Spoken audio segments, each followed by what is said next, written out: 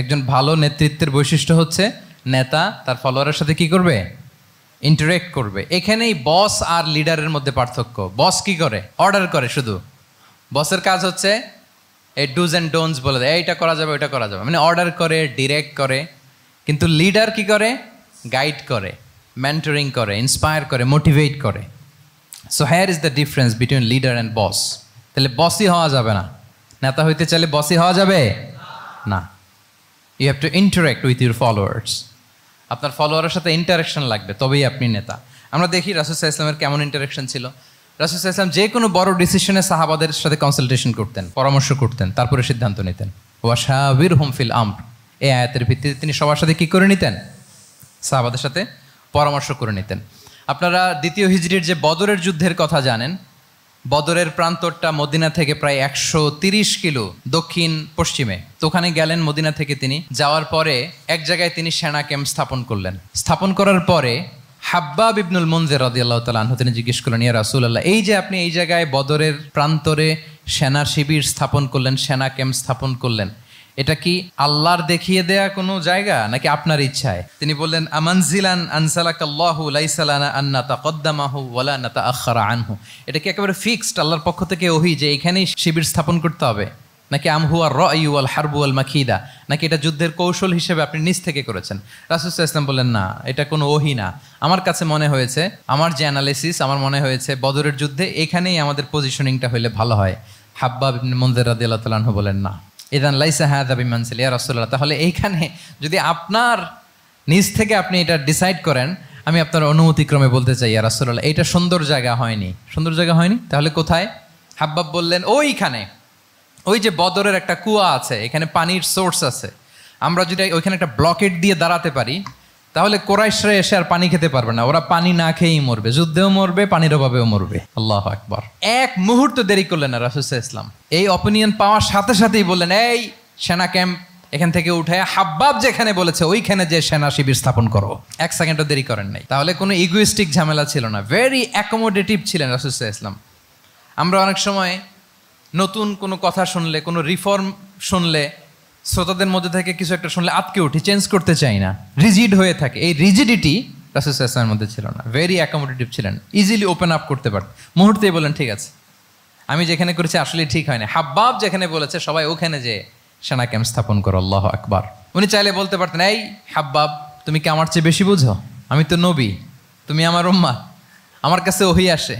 কোনো ধরনের আর্গুমেন্টে না যে সরাসরি রাসূল সাল্লাল্লাহু আলাইহি ওয়াসাল্লাম এটাকে মেনে নিলেন। আল্লাহু আকবার। তাহলে এই যে ইন্টারাকশন দেখেন, কত চমৎকার ইন্টারাকশন ছিল সাহাবীদের সাথে রাসূলুল্লাহ সাল্লাল্লাহু আলাইহি ওয়াসাল্লামের। তাহলে good interaction with your followers, এটা জরুরি।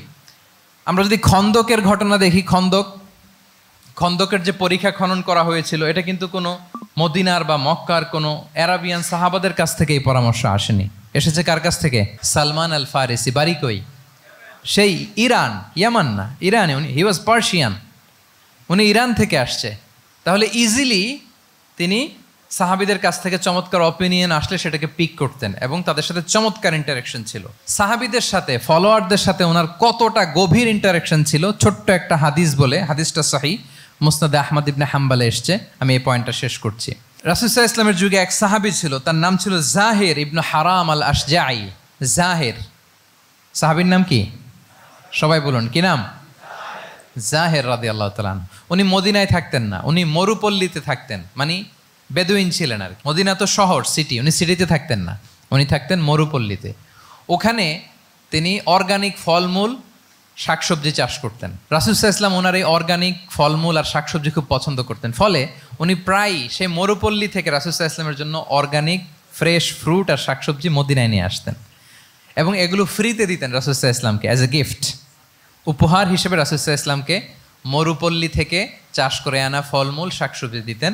আর কিছু শাকসবজি, ফলমূল তিনি মদিনার বাজারে বিক্রি করতেন। তো একবার তিনি এসে রাসূল সাল্লাল্লাহু আলাইহি ওয়াসাল্লামকে অর্গানিক এই ফ্রুটগুলো দিয়ে বাকিগুলো মদিনার বাজারে বিক্রি করতেছেন। রাসূলুল্লাহ সাল্লাল্লাহু আলাইহি ওয়াসাল্লাম বাজার ভ্রমণে গেলেন, যে দেখে ওই তো জাহির। উনি আবার কানা রজুলান দামিমান, একটু কুৎসিত দেখতে, একটু খাটো কুৎসিত শ্যামবর্ণের ছিলেন। তো ওনাকে দেখেই রাসূল সাল্লাল্লাহু আলাইহি ওয়াসাল্লাম পিছন থেকে এরকম ঝাপটে ধরলেন। উনি তো দেখতে পারতেছেন না কে ধরলো। উনি বলে, মান হাদা আরসিলনি, এই ছাড়ো ছাড়ো, কে কে, এই কোন লোক আমারে ধরলো? ছাড়ো ছাড়ো করে অস্থির, যখন পিছনে ফিরে দেখে আল্লাহ রাসূল সাল্লাল্লাহু আলাইহি ওয়াসাল্লাম এখন আর ছাড়াছাড়ি করে না, এখন ওনার পিঠটা রাসূল সাল্লাল্লাহু আলাইহি ওয়াসাল্লামের বুক মোবারকের দিকে আরো লাগাই দিচ্ছে এইভাবে। সুবহানাল্লাহ। এতক্ষণ বলে এই কে, ছাড়ো ছাড়ো, যখন দেখে রাসূল সাল্লাল্লাহু আলাইহি ওয়াসাল্লাম এখন আর তাড়াহুড়ো করতেছে না, এখন ওনার পিঠটা রাসূল সাল্লাল্লাহু আলাইহি ওয়াসাল্লামের বুক মোবারকের সাথে আরো ঠেলে দিচ্ছে। রাসূল সাল্লাল্লাহু আলাইহি ওয়াসাল্লাম এবার মজার ছড়ে বললেন, মাইয়াশতারি হাযাল আব, ফান করে বলতেছেন, এই একটা দাস আছে আমার কাছে, এই লোকটারে কে কিনবে, আমি বেচবো।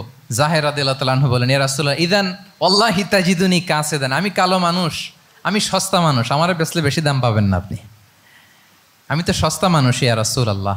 রাসূল সাল্লাল্লাহু আলাইহি ওয়াসাল্লাম বললেন, আনতা লাস্তা ইনদাল্লাহি কাসিদ ইয়া জাহির, হে জাহির তুমি আল্লাহর কাছে সস্তা নও, আনতা ইনদাল্লাহি গালি, তুমি আল্লাহর কাছে বড্ড দামি। তোমার স্কিন ব্রাইট কালার না, তুমি কুৎসিত, তুমি দুনিয়াতে সস্তা হতে পারো কিন্তু আমার আল্লাহর দরবারে তুমি কভু সস্তা নও। আনতা ইনদাল্লাহি গালি, আল্লাহর কাছে তুমি বড্ড দামি। দেখেন ইন্টারেকশন কোন মাত্রায় গেলে পিছন থেকে যে এরকম হাক করা যায়, ঝাপটে ধরা যায় এক সাহাবীকে, সুবহানাল্লাহি বিহামদি। এরকম গুড ইন্টারেকশন ছিল অনেক অনেক ভুরি ভুরি সিরাতের পরতে পরতে আপনারা পাবেন যে রাসূল সাল্লাল্লাহু আলাইহি ওয়াসাল্লামের সাথে সাহাবাদের ইন্টারেকশন কত চমৎকার ছিল। 6 নম্বরে হচ্ছে কারেজ, সাহসিকতা। নেতা হইতে হইলে সাহস লাগবে না? নেতারে বাঁচানোর জন্য কর্মীরা দৌড়াইতেছে সামনে, নেতা যদি ছোটে পেছনে, তাহলে হবে? তাহলে তো তাকে নেতা বলা যায় না। কি বলেন? নেতার তো